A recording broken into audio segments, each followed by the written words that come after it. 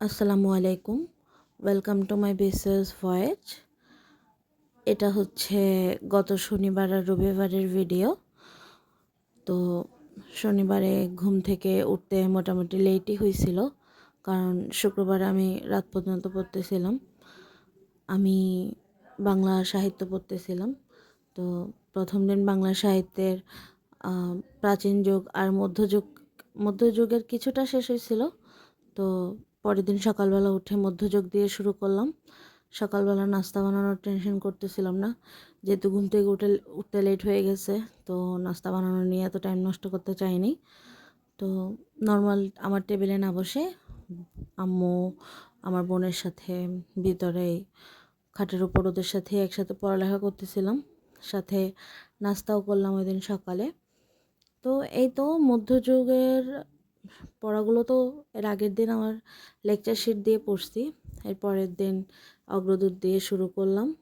অগ্রদূত দিয়ে পড়ে তারপরে এগুলোর এমসিকিউগুলো সহ প্র্যাকটিস করলাম। তো এই তো সকালবেলা বলতে গেলে অনেক ভালোই পড়া হয়েছিল ওই দিন। আসলে নর্মালি বেশিরভাগ পড়া হয় আমার যেদিন স্কুল বন্ধ থাকে ওই দিন, কারণ অন্যান্য দিন আমি মোটামুটি ব্যস্ত থাকি।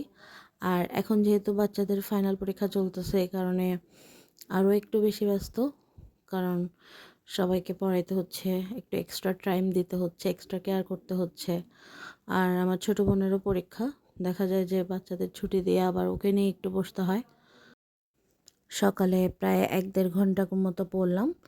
আসলে ভালোই মনোযোগ দিয়ে পড়তেছিলাম, একদম ধরে ধরে প্রত্যেকটা লাইন।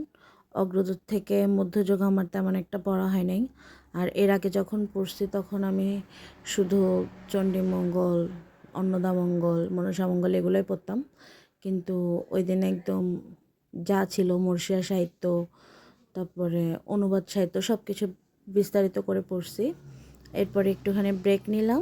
49 বিসিএস প্রেলে দিতে যখন ঢাকা গেছিলাম, ওইখানে আমি প্রথমবারের মতো পেঁপের জুস ট্রাই করছিলাম। তো ওই দিন আম্মুকে পেঁপে আনতে দেখে ভাবতেছিলাম যে আচ্ছা একটু পেঁপের জুস বানাই।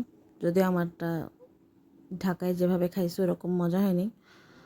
তো এই তো বানালাম, কতক্ষণ টাইম পাস করলাম। এরপরে টিউশন তো ছিল শনিবারে, কারণ টিউশন তো পড়াইতে হবে শনিবারে, শুক্রবারও পড়াইছি যদিও। তো মধ্যযুগ ওই দিন খুব ভালো মতোই শেষ করলাম।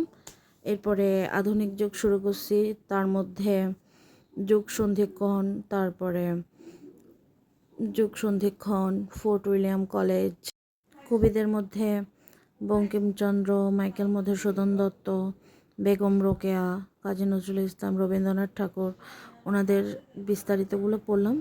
আগেও অনেকবার পড়ছি, কিন্তু ওনাদের উপন্যাসগুলো আমার মনে থাকে না, কোনটা কাব্যগ্রন্থ, কোনটা ছোট গল্প, কোনটা কী ধরনের উপন্যাস, কী ধরনের রচনা, এগুলো নিয়ে কনফিউশন দেখা যায়, হয়ে যায়। আরও আধুনিক যুগের অনেক পড়া বাকি ছিল, যেমন মুক্তিযুদ্ধের ভাষা আন্দোলন বিষয়ক সাহিত্য, এগুলো অন্য কোনো একদিন পড়ব সামনে। যেহেতু শুক্র শনি রবি 3 দিন বাংলা সাহিত্য পড়ছি, তো সামনে নতুন একটা অধ্যায় শুরু করব।